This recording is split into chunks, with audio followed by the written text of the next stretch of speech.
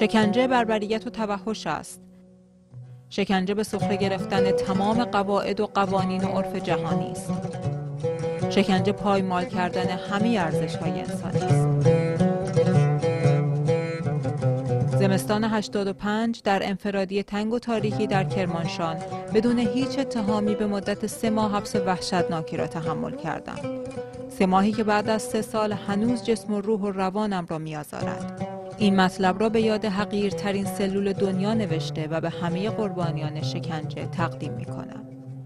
شب، شعر، شکنجه.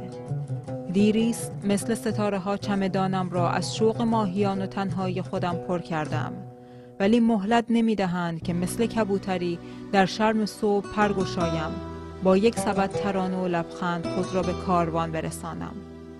اما من عاقبت از اینجا خواهم رفت. پروانه‌ای که با شب میرفت این فال را برای دلم دید. شب بود، نه از آن شب‌ها که گلاویش خود را در آینه سراب نیلوفر به نظاره نشسته باشد، نه از آن شب‌ها که فرهاد در کنار بیستون به خواب شیرین رفته باشد. شب بود، نه از آن شب‌ها که پرتو به دنبال ساقی ارمنی شعرهایش از سرتپه و سید فاطمه آواره کوچه و خیابان‌های کرمانشاه شده باشد. نه از آن شب‌ها که بیستون با صدای تنبور به وجد سما افتاده باشد.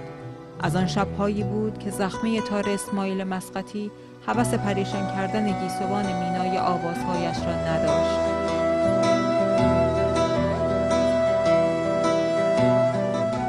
از آن شب‌هایی بود که طاق بستان آواز گلبنفش باغان لرنژاد را در کرمانشاه انعکاس نمی‌داد.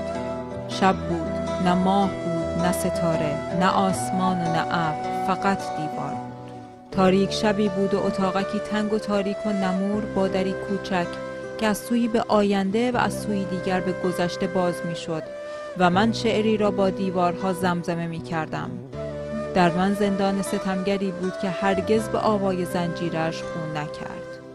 تق و تق در آشفته کرد رویای شبانم را و به هم ریخت قافیه لالایی‌های نانوشته مادرم را که زمزمه می‌کردم.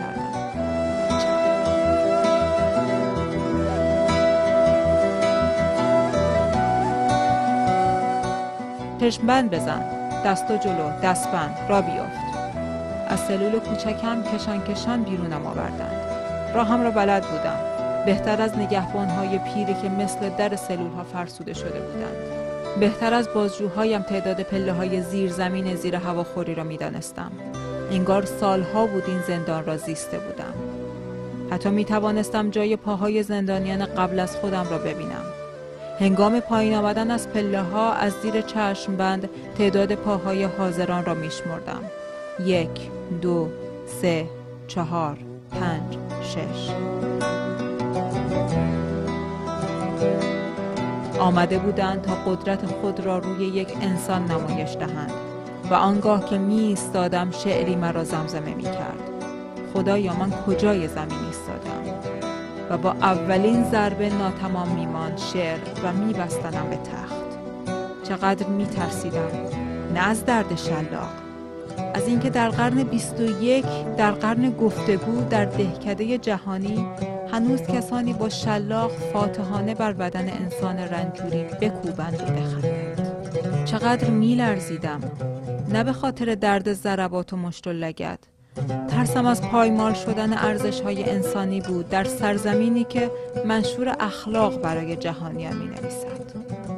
چقدر وحشت برم می‌داشت، نه از درد شوک الکتریکی، از پزشکی که معاینه هم می‌کرد و با نوک خودکارش بر سرم می‌کوبید که خفه شو، خفه شو.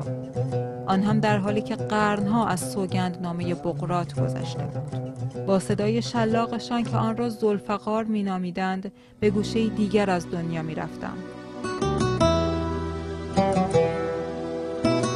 آنجا که دغدغه فکری انسان‌هایش نجات سوسمارهای آفریقا و مارهای استرالیا است. آنجا که حتی به فکر مارمولک‌های فلان جهنم دره در ناکجا آباد دنیا هستند. اما اینجا، وای.